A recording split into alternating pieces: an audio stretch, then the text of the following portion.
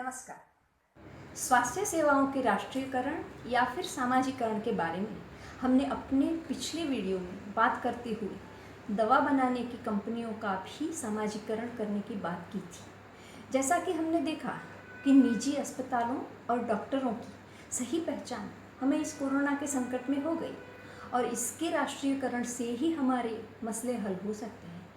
हमारी मुसीबत में सिर्फ सरकारी स्वास्थ्य सेवा ही काम में आती है और इस व्यवस्था को मजबूत करने के लिए स्वास्थ्य सेवाओं का राष्ट्रीयकरण ही एकमात्र उपाय है।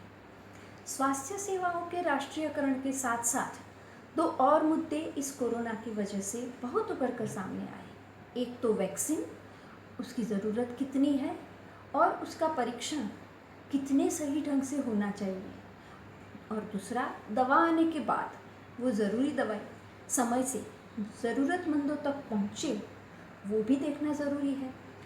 कोरोना जब से एक संकट के रूप में हमारे सामने पेश किया गया है, तब से हर दवाई पहले दिन एक रामबाण पे उपाय की तरह पेश की जाती है, फिर उसकी कालाबाजारी की भी पक्की खबरें आती हैं और नकली दवा, नकली वेंटिलेटर के किस्से सामने आते हैं। जब तक दवाई की कंपनियां निजी हाथों में होगी और निजी दवाई की दुकानें होंगी, निजी डॉक्टर्स होंगे, तब तक ऐसी खबरें आती ही रहेगी। निजी डॉक्टरों ने ज़रूरत हो या नहीं नई नई उपयोग में आई दवाओं को बहुत लोगों पर इस्तेमाल किया और लोगों में उन दवाओं के साइड इफ़ेक्ट्स भी आए। नई दवा हो या वैक्सीन, उसके परीक्षण में जब तक निजी मुनाफे का उद्देश्य रहता है, तब तक उसकी गुणवत्ता में समझौता होने का डर हमेशा रहता है। हमने अक्सर देखा है कि दवाई की कंपनियों में नई नई दवाइयाँ बना के उसको बाज़ार में सबसे पहले लाने का, बाज़ार पर कब्जे करने की भी होड़ लगी रहती है। इसके नतीजे हमने पहले भी देखे हैं और आजकल कोरोना वैक्सीन को लेकर यही हो रहा है। वैक्सीन लेने वाले लोगों में गंभीर प्रकार के साइड इफ़ेक्ट हमने पहले भी देखे हैं। सबसे पहले तो ये जो वैक्सीन आने वाली है, उसकी कभी खुले रूप से चर्चा ही नहीं होती है। दुनिया के कुछ खास विशेषज्ञ, एपिडेमियोलॉजिस्ट, इम्यूनोलॉजिस्ट जो बहुत जाने माने हैं, उनके विचार में ये कोरोना वायरस, उससे रिलेटेड टेस्ट, उसकी वैक्सीन, ये सब के बारे में अलग है। लोकतंत्र और विज्ञान दोनों के लिए ज़रूरी है कि उनकी भी सुनी जाए और एक अच्छी चर्चा के बाद ऐसे महत्वपूर्ण निर्णय लिए जाए। आजकल आपने सीरोलॉजिकल सर्वे के बारे में भी सुना होगा कि मुंबई में सायन हॉस्पिटल में माइक्रोबायोलॉजी डिपार्टमेंट की हेड कहती है कि अगर बहुत सारे लोगों में ये सीरोलॉजिकल टेस्ट पॉजिटिव आते हैं, इसका मतलब ये अच्छी खबर है। बहुत सारे लोगों को कोरोना होके उसकी कोई बीमारी के लक्षण आए बिना भी एंटीबॉडीज़ आ गए हैं।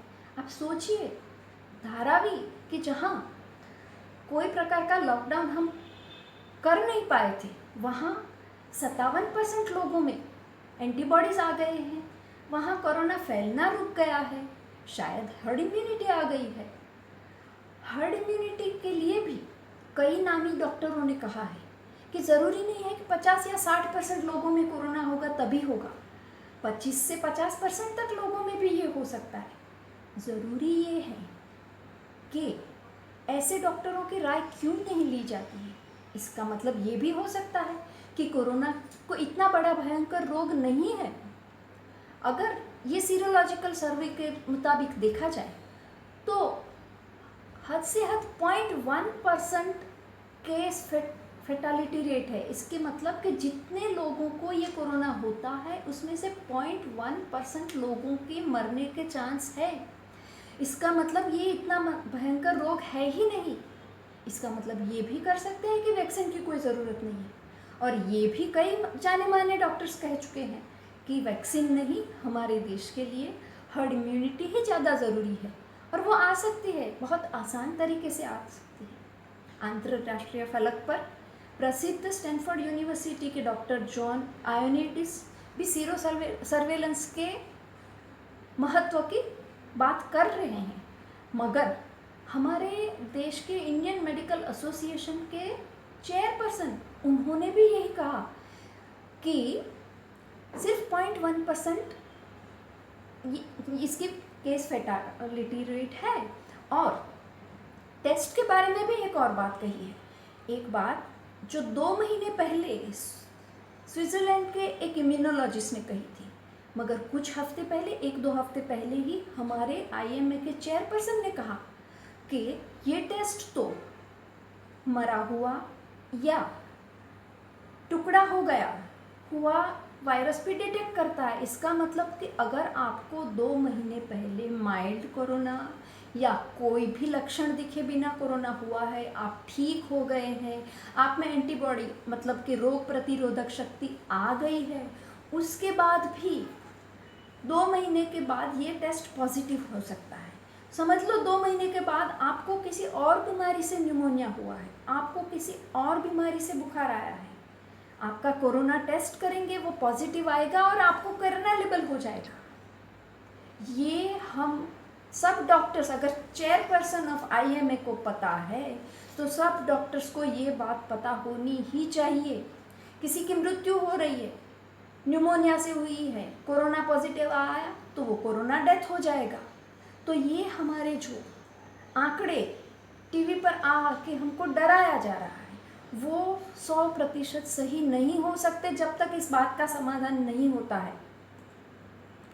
सबसे ज़रूरी बात तो ये है कि अगर एक तरफ के डॉक्टर कुछ कह रहे हैं, दूसरी तरफ इतने महान विशेषज्ञ कुछ कर रहे हैं, तो ये दोनों बातें लोगों के सामने आनी चाहिए। ये एक तरफा प्रचार क्यों हो रहा है? ये हमारी ज़िंदगी और मौत का सवाल है। एक तरफ जो बीमारी कितनी डरावनी है या नहीं, इसकी खुली चर्चा के बिना ही इसका डर फैलाया जा रहा है। दूसरी तरफ उसके लिए दवाइयाँ और वैक्सीन भी हड़बड़ी में बनाए जा रहे हैं, और फिर उसी वैक्सीन का हम पर इस्तेमाल भी इसी तरह से होने वाला है कि हम डर के मारे उसे खुशी खुशी ले लेंगे। दूसरे वैक्सीन के साथ जो हमारा भूतकाल में कड़वा अनुभव हुआ है, वो अगर फिर से हुआ तो क्या होगा? ये सब स्वास्थ्य क्षेत्र में अस्पतालों और दवाई की कंपनियों के निजीकरण का नतीजा है।